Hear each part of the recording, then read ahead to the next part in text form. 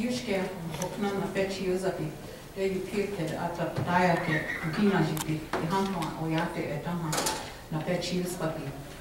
I shake your hand as a representative of the Treaty Council of the Ihantuan, Dakota, Oyate, in eastern part of our territory here.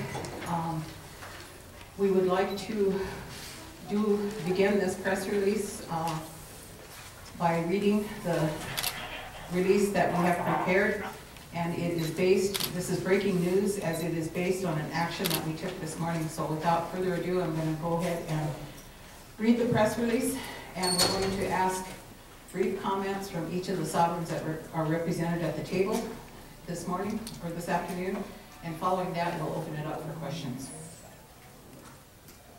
For immediate release, my name is Faith Spotted Eagle, and I would like to do this on behalf of the Oceti Sakowin and the other nations that are here.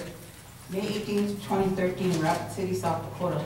The headline, Sovereign Nations Reject So-Called Tribal Consultation with the KXL Pipeline and Walk Out of Meeting with U.S. State Department. On this historic day of May 16, 2013, 10 sovereign indigenous nations maintain that the proposed Transcanada Keystone XL pipeline does not serve the national interest and in fact would be detrimental not only to the collected sovereigns but all future generations on planet Earth. This morning, the following sovereigns informed the Department of State tribal consultation effort at the Hilton Garden Inn in Rapid City, South Dakota, that the gathering was not recognized as a valid consultation on a nation-to-nation level. The Southern Ponca, the Pawnee Nation, the Nez Perce Nation, and the following Oceti Sakowin 7 Council Fires people. The Sissetuan Wakbetuan Oyate, the Ihantuan Dakota Yankton Sioux, the Rosebud Sioux Tribe, the Oglala Sioux Tribe, the Standing Rock Sioux Tribe, the Lower Brule Sioux Tribe, Cheyenne River Sioux Tribe, and the Crow Creek Sioux Tribe. The Great Plains Tribal Chairmen's Association supports this position, which is in solidarity with elected leaders, treaty councils, and the grassroots community, and it is guided by spiritual leaders. On Sunday, May 18th, the sacred pipe bundle of the Oceti Sakowin will be brought out to pray with the people to stop KXL pipeline, and we understand that other tribal nation prayer circles will also gather to do the same. Pursuant to Executive Order 13175, the above sovereigns directed the DOS to invite President Obama to engage in true nation-to-nation consultation with them at the nearest date at a designated location to be communicated by each of the above sovereigns. After delivering that message, the large contingent of tribal people walked out of the DOS meeting and asked the other tribal people present at the table to support this effort and to leave the meeting. Eventually, all remaining tribal representatives and tribal historic preservation officers and others left the meeting at the direct urging of the grassroots organization Owe'ahu. Moccasins on the ground and protect the sacred are preparing communities to resist the Keystone XL pipeline through Keystone blockade training. This unprecedented unity of tribes against the desecration of Inamaka, Mother Earth, was motivated by the signing on January 25th, 2013 of the historic international treaty to protect the sacred against the tar sands. The signatories were the Pawnee Nation, the Ponca Nation, the Ihantuan Dakota, and the Oglala Lakota.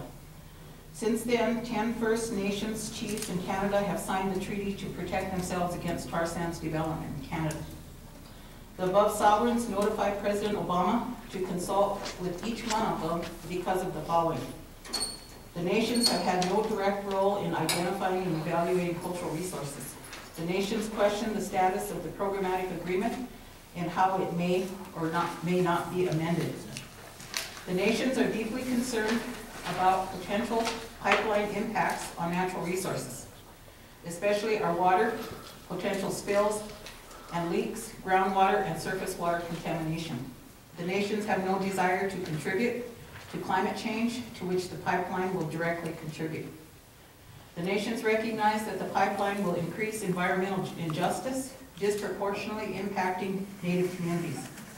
The nations deplore the environmental impacts of tar sands mining being endured by tribes in Canada. The pipeline would service the tar sands extractive industry. The nations insist that their treaty rights be respected. The pipeline would violate them. The nations support an energy policy that promotes renewables and efficiency instead of one that features fossil fuels. The nations regard the consultation process as flawed in favor of corporate interests.